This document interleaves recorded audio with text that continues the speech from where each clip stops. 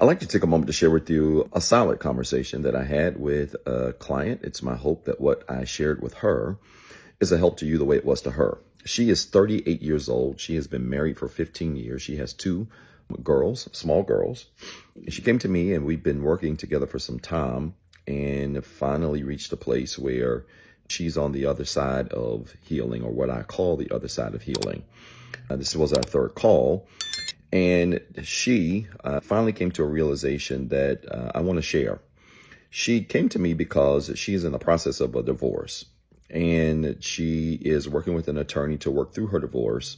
And she said, Doc, you and I have been working together to align the decision to divorce with my values. And I recognize that it was a very tough decision in the beginning.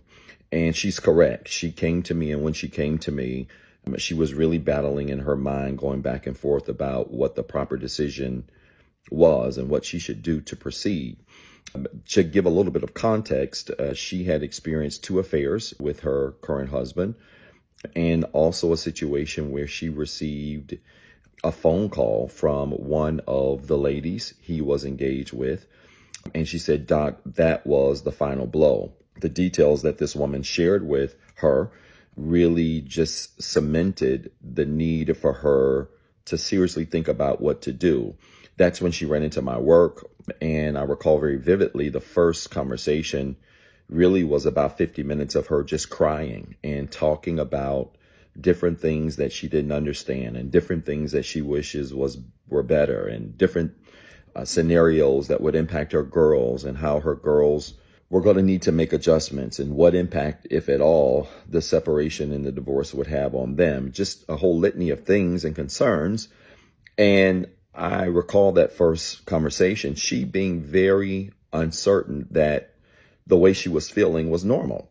And I shared with her at that time that it's very normal, that anytime you are grieving or processing loss, you're going to have this wide range of emotions. We talked about grief and the importance of grief.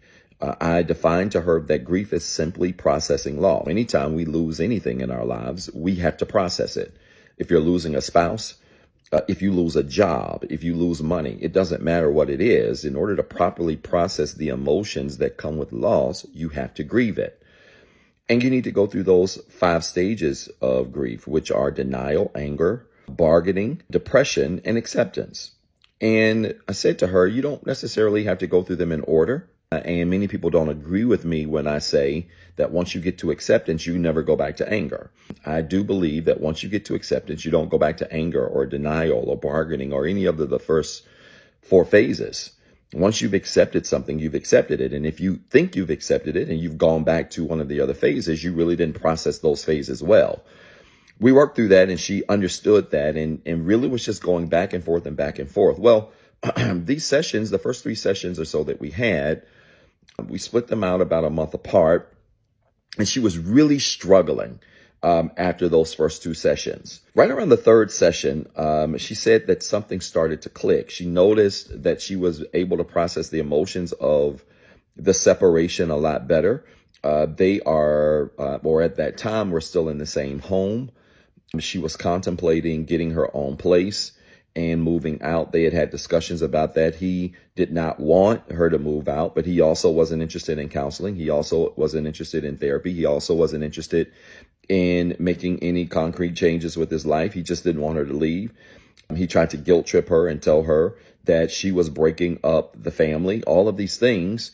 And she was at first second guessing herself. She said, but right around that 3rd call, around that time, when about 90 or so days passed, she had been doing the work. She was processing the emotions and feeling them. She said, Doc, something clicked. I said, what clicked? She said, well, what clicked was a conversation that we had. And this is she and I talking on the 4th conversation.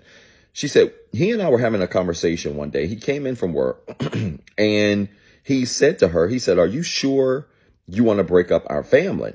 And she said she looked at him, and before she would normally be upset, she might tear up a little bit, or she might argue with him and say, no, I'm not breaking up the family. You broke up the family, and just start to rant and scream at him about that.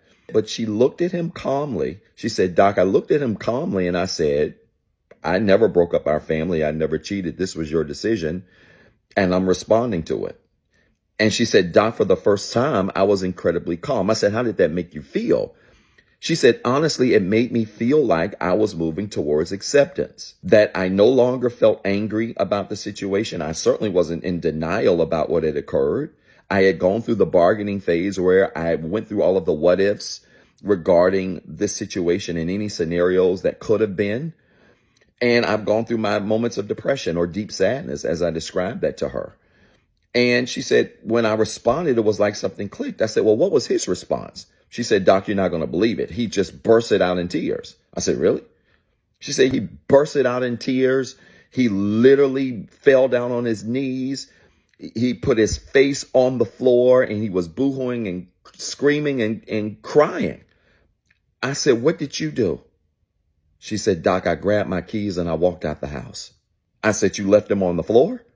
She said, I did. I said, how did you feel when you got out of the door? She said, I didn't feel anything. I said, ma'am, let me explain something to you. What you're describing to me is absolutely normal when it comes to two people in a relationship who are going through something like this, but one of them is functioning in self-awareness and the other one has not been functioning in self-awareness. So the person who has been functioning in self-awareness, you, have been processing this loss since the affairs. Is that correct? She said, it's correct. I said, remember when I told you that once you realized that you were losing this marriage, that it could not be recovered, that's when grief started. Grief doesn't start necessarily in a relationship when two people split apart.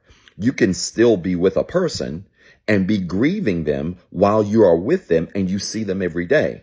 She did not understand that when we had worked 90 days prior. She said, but Doc, it clicked. He's just coming around to the fact that this is a real thing, that I'm really leaving this marriage, that I'm going to take the girls with me. Yes, he's going to have some partial custody. I've already talked to the attorney about that. I don't want to pull the girls out of his life, but I'm moving on. And I think it finally hit him. And I said, because now he's realizing that it's time to process the loss and it's hitting him. But the problem is you've gone through the phases of grief. And this is what happens when your partner starts to grieve. You might be at the place where you've already finished grieving. She started to cry, but they weren't tears of sadness. I said to her, I said, man, why are you crying? She said, because Doc, this is so freeing. I thought that I was being cold. I thought I was being rude. But after that instance, when I walked out the door, I went to the grocery store. I came back. He was sitting at the table. I came in. He grabbed my arm, pulled me into him, started boohooing, crying again. He had his head on my chest. I was just standing there. He was sitting in the chair. I said, what was he saying? He was begging, please don't break up the family. I'll do whatever. I'll talk to whomever. I love you. I just want us to be together, etc. I said, what did you say? She said, I said to him, I'm not being mean, but I don't feel anything anymore. I said, ma'am, this is exactly what happens when two people are together, but they don't grieve at the same time. And this is the result of a lack of self-awareness. Anytime anybody is in a relationship that is not working, the best thing you can do is pay attention. Because when you don't pay attention, that it's not working. And especially when you don't pay attention when it's not working and you've been guilty of things like that, having affairs, seeing other people, you got partners calling your spouse, whatever the case may be. If you're doing all of those things and you're still not paying attention, don't be shocked that if one day the partner that you're doing all of these things to realizes that they don't feel anything anymore. She said to me, she said, Doc, it's not that I don't love him. It's not that I don't care about him. I do care about him as a person. I want him to be okay. She said, but I'm being honest with you. I, at that moment, realized I don't feel another thing towards him. I said, ma'am, when you are at that place, it is because you have fully processed the grief. You fully processed the loss of your husband and all of the things that came with it, all of the transgressions and the offense that came with it. And when a person gets to that point, it doesn't matter how much begging a person does. It doesn't matter how much pleading a person does. When you have emotionally processed it, taken a step back, and now you can review the situation objectively, you have not only officially grieved that loss, but you're at a place now where they might take your unwillingness to try as not wanting to try. when the reality is it wasn't that you didn't want to try, but when you wanted to try, they didn't try. And because you process this, you've now reached a place where you're tired of trying.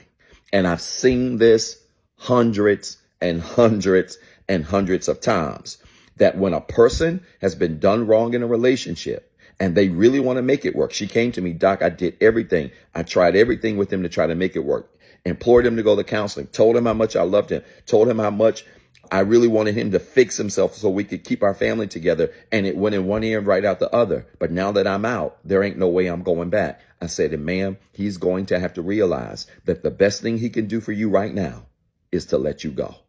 Because you processed the loss.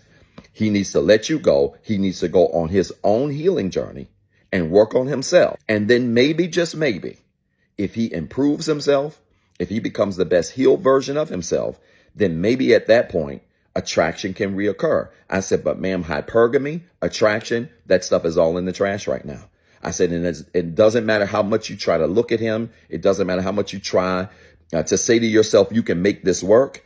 When there is no attraction as a result of you processing the transgressions that came with this loss, and he has not done the work, you're now starting to see him not necessarily through the lens of love, but you're starting to see him through sympathy. She said, Doc, that's exactly how I feel. In fact, I love him, but I might feel more sorry for him than I do love for him. I said, ma'am, I've heard it a million times. And this is an amazing conversation, because what this is proof is that when two people are together, and again, one of them are self-aware and one is aware, and there is a need to process loss, if they don't do it together, you're going to be on two totally different paths. And what tends to happen is one fully processes it before the other one even starts. And by the time the other one starts, you're already out of the situation.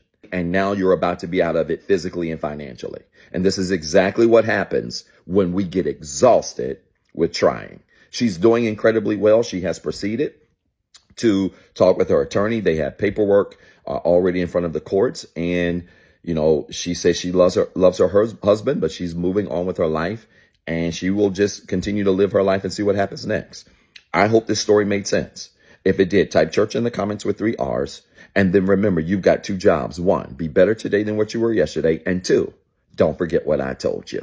What's up, everybody? This is Dr. Zeb. Listen, I've been dying to make this announcement for a very long time now, and I'm pleased to say that Inspire Nation has officially launched. Yes, we finally got a Facebook and YouTube community group where we're going to have exclusive content, exclusive shorts, exclusive discussion prompts, where we're going to engage with other people literally around the world who are on the same healing journey that we're on. I need you to go find these pages right now on Facebook and YouTube. Inspire Nation, follow the page, join the group, introduce yourself, and be prepared to link up with literally thousands of people around the world who are on the same healing journey, who are looking for the same resources, and who want to also be surrounded with other like-minded individuals who are growing in the same direction as you are. I'm so excited about this because it's the beginning of some great things I can't talk about right now. Listen, you got 2 jobs. 1, be better today than what you were yesterday. And 2, don't forget what I told you.